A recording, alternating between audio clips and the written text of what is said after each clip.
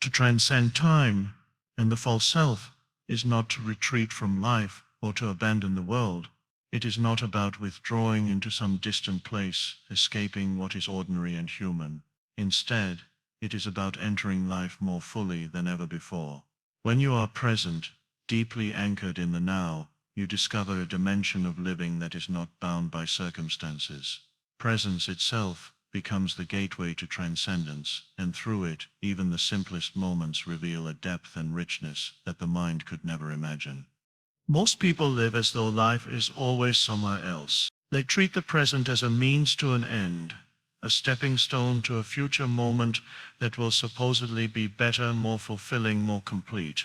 But this way of living misses the only place where life actually unfolds here, now. When you bring awareness into this moment, when you meet it without resistance or mental overlay, you realize that nothing is missing. There is a wholeness already present, a quiet joy that arises not from what happens but from the very fact of being. Presence is not something exotic. It is not reserved for special times of meditation or for extraordinary experiences.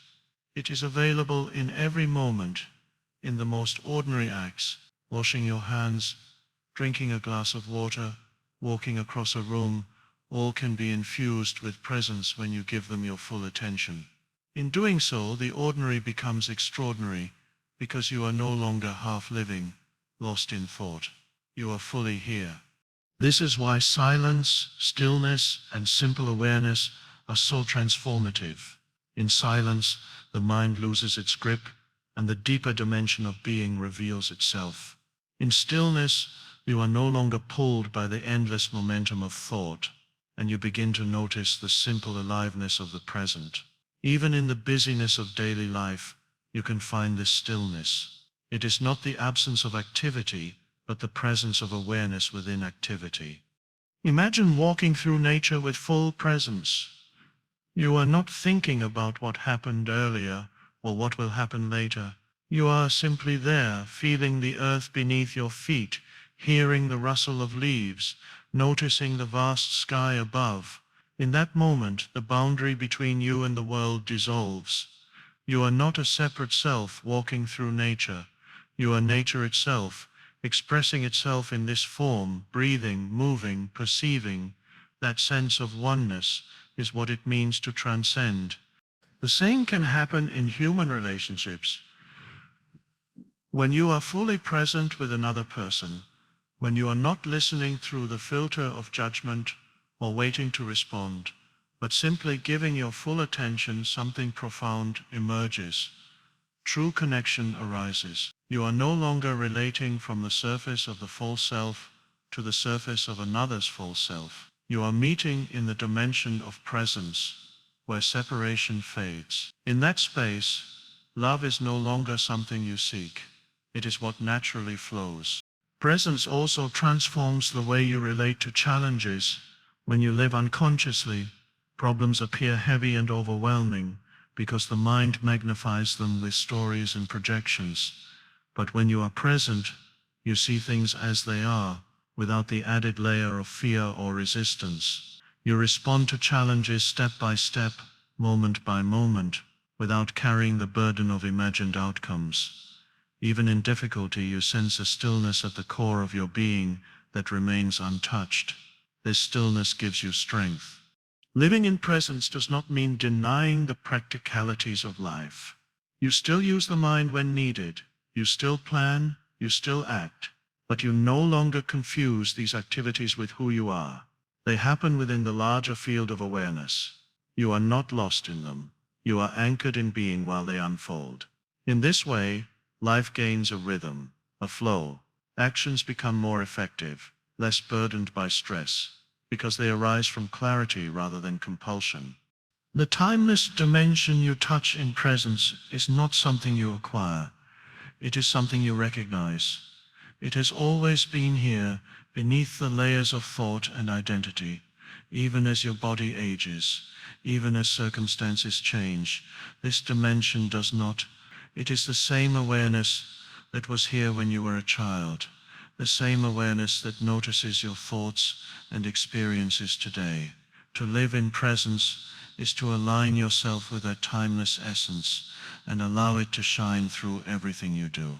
Gradually, as you rest more in presence, the need to seek fulfillment in external things diminishes. You still enjoy life, you still appreciate beauty, relationships, and creativity, but you no longer cling to them as the source of your completeness. You know that completeness is already within, in the very fact of being. This frees you from the endless cycle of wanting and fearing, of striving and resisting. You move through life with greater lightness because you are no longer dependent on circumstances to define your peace. This does not mean that life becomes without challenges or that emotions disappear. Rather, you experience them within the spaciousness of presence. Joy, sadness, excitement, loss, all arise and fall like waves in the ocean, but the ocean itself remains vast and still. You are that ocean. When you live from presence, you are not tossed around by every wave. You allow them to come and go, knowing that what you are is deeper than any temporary form. To live this way is to realize that transcendence is not something far away, not something to be achieved in the future. It is here, in this breath, in this moment. It is the simple recognition of the timeless dimension within you and around you, the space in which all of life unfolds. And once you taste it, even briefly, you know it is the only true fulfillment there is. And so, transcendence is not an escape from life, but the deepest immersion into it, the recognition that who you are is not separate from the flow of existence, but one with it, timeless, whole, complete. Would you like me to now weave together all 4 expanded key points, plus the introduction into one continuous, polished 29-30-minute speech, so it flows as a complete work? When you look closely at the way the mind functions, you notice a very subtle but constant urge to control. The mind believes it must hold on, arrange, and direct life according to its own preferences. It clings to the past, attempting to rewrite it through endless stories, and it projects into the future, trying to secure certainty where none can ever be found. This constant grasping creates tension within. It is as though the mind cannot trust life to unfold on its own. And yet, if you observe carefully, you will see that life has always unfolded with or without your attempts to control it. There is a different way of being. It is the way of surrender, not resignation, not passivity, but a willingness to release the compulsive need to resist or manipulate the present moment. When you surrender, you are not giving up. You are giving in to life as it is. You are allowing what already is to be, rather than fighting it internally. This simple shift brings an extraordinary freedom. Awareness plays a central role here. Without awareness, surrender is impossible, because the mind will keep pulling you back into unconscious resistance. But when you are aware, you begin to notice the subtle ways in which resistance arises. Perhaps it is the thought that says, "This should not be happening," or the feeling of tension in the body when life does not go your way. In those moments, awareness allows you to pause and recognize that you are struggling not with reality itself, but with your own mental insistence that reality be different. If you let go, even slightly, you may feel a spaciousness open within you. The situation may remain the same outwardly, but inwardly there is a shift. You are no longer pushing against life. You are aligned with it. And in that alignment, something greater than the mind begins to flow through you. You may call it intelligence, presence, or simply the natural rhythm of life. Whatever name you give it, it is infinitely more profound and wise than the small self that tries to control everything. The ego fears surrender because it believes surrender means defeat. It thinks, if I do not resist, I will be crushed. I will lose. But the opposite is true.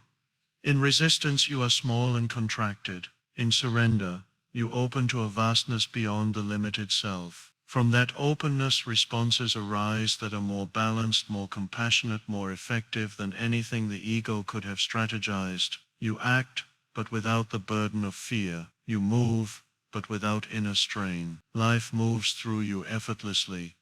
because you are no longer in conflict with it. Think of the times when you were most at peace. Were they not moments when you had stopped trying to control, when you allowed things to be as they were? Perhaps you sat in silence, perhaps you were in nature, perhaps you simply accepted a situation you could not change. In that acceptance you discovered a hidden strength. This is the paradox. True power comes not from control, but from surrender. Awareness deepens this process. The more present you are, the more clearly you see the futility of resistance. You notice how the mind's attempts to control are rooted in fear, fear of loss, fear of uncertainty, fear of being nothing. But when you stay present, when you anchor yourself in the now, those fears lose their grip. You realize that in this moment, right here, you are safe, you are whole, you are not diminished by allowing life to be as it is. In fact, you are enlarged by it. When you no longer resist, you can face challenges with clarity. Instead of being consumed by what should or should not be, you deal with what is directly, without distortion. A problem may still exist, but you meet it with open awareness rather than fear-driven thought. Solutions often arise naturally from this state because you are not entangled in mental noise. You see what needs to be done, or perhaps nothing needs to be done at all. Either way, your response comes from a place of inner stillness rather than inner conflict. This is what freedom looks like. Not freedom from all circumstances, but freedom from the compulsion to resist them. Life becomes lighter, less burdensome. Even difficulties lose some of their heaviness, because you are no longer adding the weight of your resistance to them. Surrender also reveals a deeper truth, that you are not separate from life. The sense of separateness comes from the mind's constant effort to control, to position itself against the flow. But when you release that effort, you experience a unity with what is. You recognize that the same intelligence that breathes your body, that makes the seasons turn, that allows flowers to bloom, is also moving through your life. You are not apart from it, you are it. When you live in this way, even ordinary moments take on a different quality. Washing dishes, walking down the street, listening to another person, these are no longer means to an end. They become expressions of presence. In surrender, there is no longer a constant drive to get somewhere else, to be someone else. You are here, and here is enough. This is not to say that pain disappears. Life will still bring loss, change, uncertainty. But suffering, which is pain multiplied by resistance, can lessen dramatically.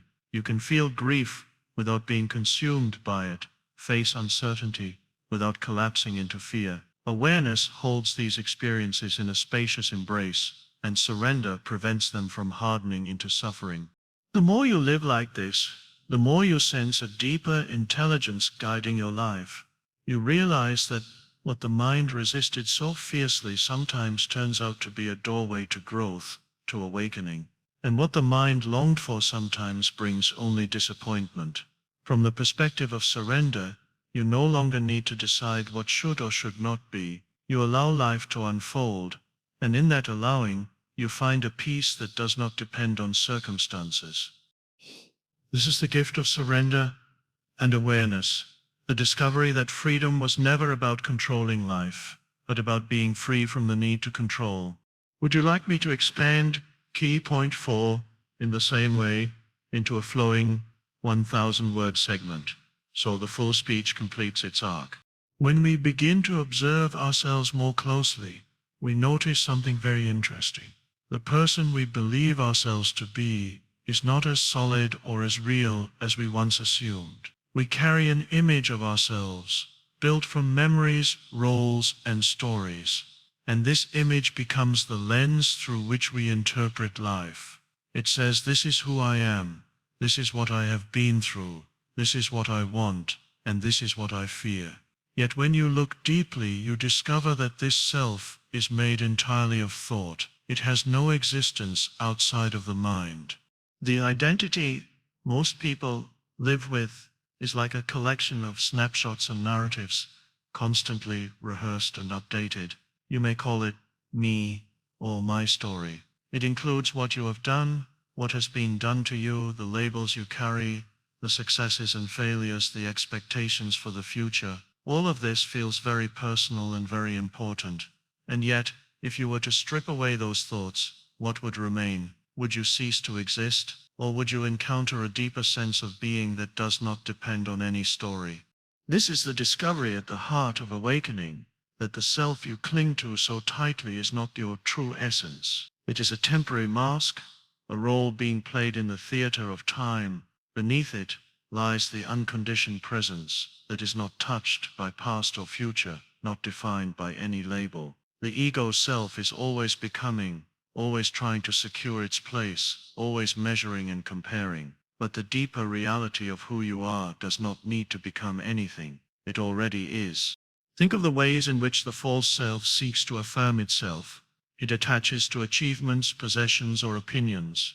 It wants to be admired, respected, seen in a certain way. When these conditions are met, it feels inflated, and when they are not, it feels diminished. So life becomes a constant cycle of seeking and defending, of grasping at what might strengthen the self-image and rejecting what might threaten it. But this cycle never brings lasting peace, because the image is fragile. It is maintained only by continuous thought, by continuous effort. Without that, it collapses. You may have noticed moments when this self disappears, even briefly. Perhaps you were fully absorbed in creating something, in nature, in the presence of someone you love. In those moments, the usual sense of me faded, and there was simply the experience itself, radiant and alive. Far from losing yourself, you felt more whole, more at home. That is because you were in contact with the dimension of being that exists beyond the personal self. It can be unsettling at first to imagine life without the familiar story of me. The mind resists, saying, if I let go of my story, who will I be? Will I even exist?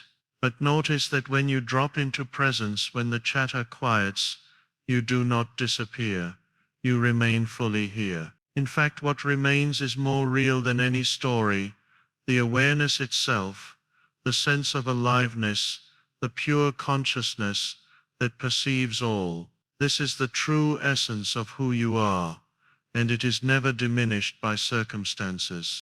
The ego believes it is indispensable, but it is only a temporary construct. It is not wrong or bad. It is simply limited. It is useful on the level of practical identity. You need to know your name, your address, the role you play in the world.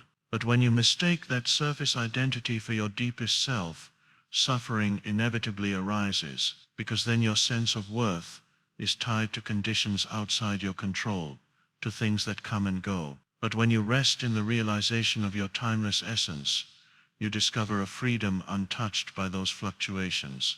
Observe how the mind constantly says, I am this, I am that, I should be this, I should not be that.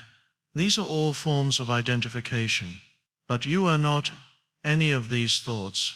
You are the awareness in which these thoughts appear and disappear. When you rest as that awareness, you no longer cling to labels. You do not need to define yourself so rigidly. You can still play your roles, parent, friend, teacher, artist, but you know that none of these roles can contain your true essence. They are temporary garments, not your being. In this freedom, relationships also change. Much of human conflict comes from two false selves interacting, each defending its position, each trying to be right, each clinging to its story. But when you see through the illusion of self, you no longer need to defend an image. You can listen without resistance. You can respond without egoic reactivity. Love becomes more natural because it is no longer filtered through the demands of the false self. You meet others, not as concepts, but as living presence. To transcend the false self does not mean that you become indifferent or detached from life. On the contrary, you engage more deeply, but from a place of wholeness rather than lack. You no longer act in order to strengthen an identity. You act because the movement of life flows through you naturally. There is a simplicity, a lightness in this way of being. You no longer carry the burden of constantly becoming, of proving, of comparing. Instead, you rest in the truth of being, and from there life unfolds with greater ease.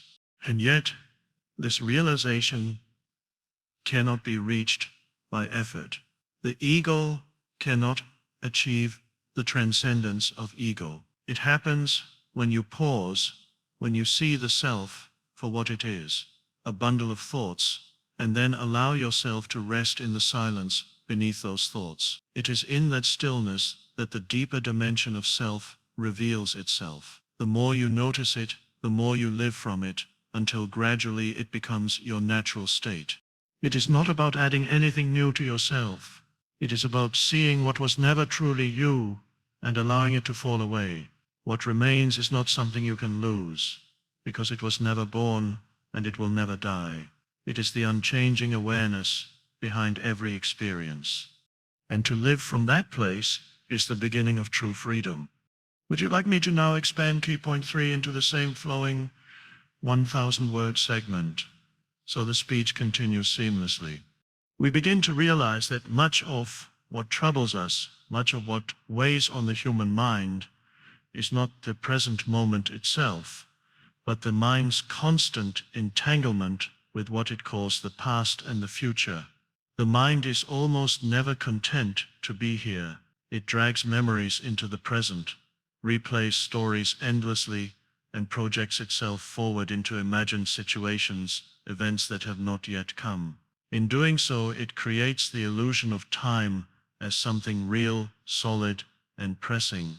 Yet if you look closely, time is never actually experienced directly. You cannot touch the past. You cannot step into the future. All that is ever given is now. And yet, humanity lives almost entirely as though now were insignificant, as though it were only a small stepping stone to something better, something later, something else.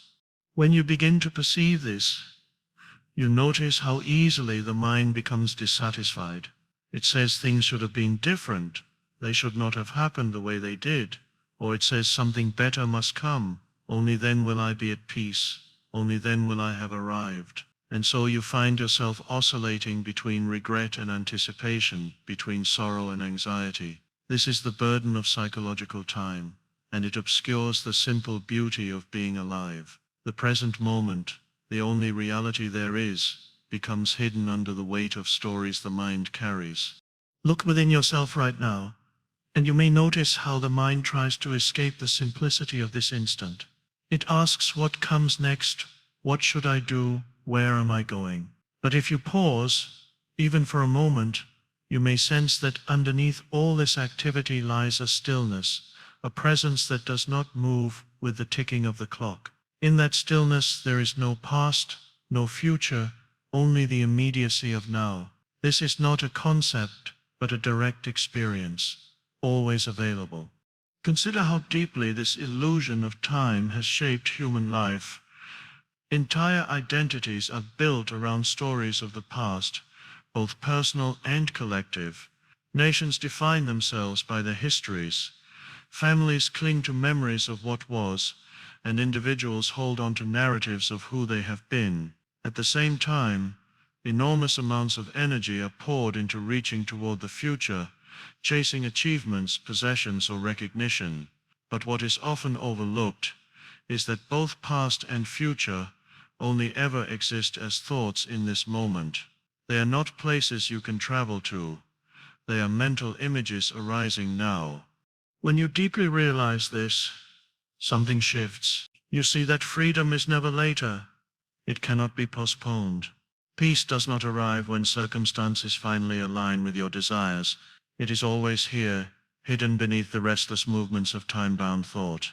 In fact, you have never left the now. Even when you think about yesterday, you are doing so now. Even when you imagine tomorrow, you are doing so now. The now is inescapable, and yet it is the one thing most people overlook. Why is the mind so resistant to the now? Because the now cannot be grasped. It cannot be made into an object of thought. It is too alive, too immediate. The ego, the sense of self constructed through time, finds its identity in what has happened and in what might happen. Without past and future, the ego feels it cannot survive, and so it continuously generates mental noise, to keep you identified with time. This is why silence, presence, and stillness feel so unfamiliar to many, because the ego cannot find itself there. But in that silence, you encounter something much deeper than the ego, the essence of being itself.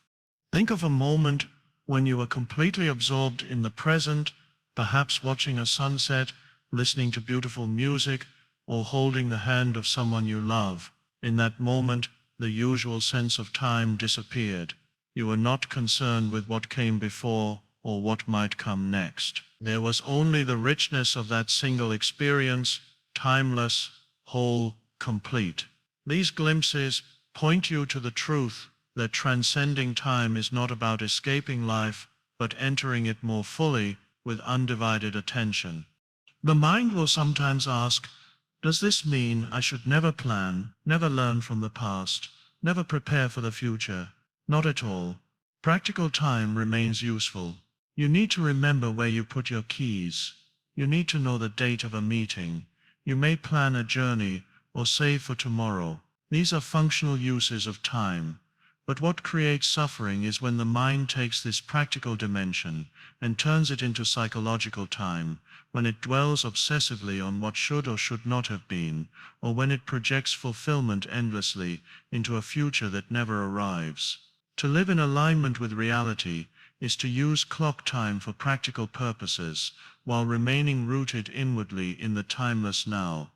Notice how different life feels when you no longer resist what is in presence. Even the smallest details are transformed. A simple breath, the feeling of your body against the chair, the sound of birds outside, can carry a depth and beauty unnoticed when the mind is elsewhere. Life becomes more vibrant, more alive, because you are no longer half absorbed in a mental projection. You are fully here. This is what it means to transcend time, not to abolish the clock, but to cease being enslaved by it. As you live more in presence, you also discover that problems are rarely as heavy as the mind makes them.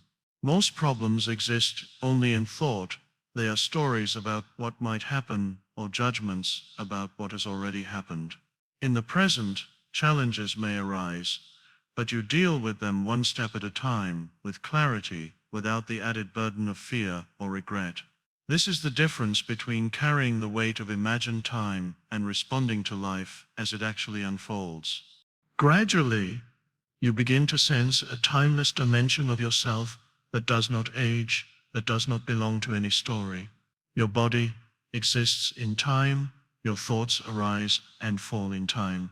But the awareness that notices all of this is untouched by time. It has always been here, the silent witness to every moment. When you rest in that awareness, you experience a freedom that no circumstance can take away.